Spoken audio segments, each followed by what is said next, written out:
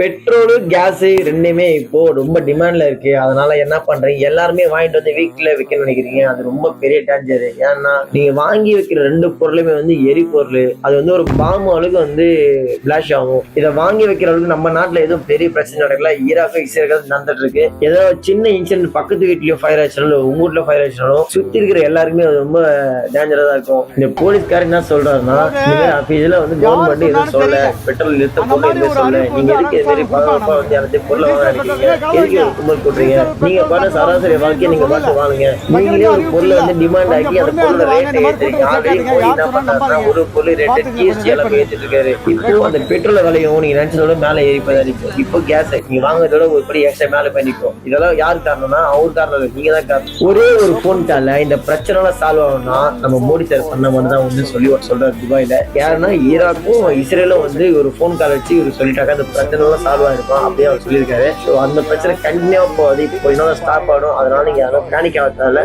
நீங்க என்ன சராசரமா உங்க வேலையை பாருங்க. அவங்க 2 பேர் பிரச்சனை சால்வ் ஆயிடுச்சா நமக்கும் இங்க சால்வ் ஆயிடும். இஸ்ரேல்ல ஈராக்ல கொஞ்சம் ப்ரே பண்ணுங்க. நிறைய குழந்தைங்க, வயசானவங்க, முதியவர்கள் எல்லாமே இறந்துட்டாங்க. ஸோ அவங்கள கொஞ்சம் ப்ரே பண்ணுங்க. இந்த பிரச்சனை சால்வ் ஆகுறதுக்கு 2 நாட்டுல வார் நடக்கிற நாட்டிலே அங்க இருக்கிற மக்கள் வந்து கிடைக்கிறத சாப்பிட்டு மத்தவங்க ஹெல்ப் பண்ணிட்டு காப்பாத்திட்டு இருக்காங்க. நம்ம நாட்டுல ஒண்ணுமே நடக்கல. ஆனா நம்ம என்ன பண்றோம், ஒரு கேஸ்னா அதுக்கு நம்ம இவ்வளவு கஷ்டப்பட்டுருக்கோம். அந்த நாட்டுல நடக்குது நம்ம நாட்டுல நடக்குதுன்னா கண்டிப்பா நம்ம எல்லாரும் வந்து எப்படி இருக்கும் நமக்கே தெரியும். மத்த இடத்துக்கு ஓடி போய் மத்த பொருளை வாங்கி நம்ம சேஃபா இருக்குன்னு நினைக்கிறோம். அது வந்து மிகப்பெரிய தப்பு. அந்த நாட்டுக்காக ப்ரே பண்ணுங்க. இந்த பிரச்சனை சால்வ் பண்ணதான் முடிவு எடுங்க. ஓகேங்களா? தேங்க்யூ, பாய்.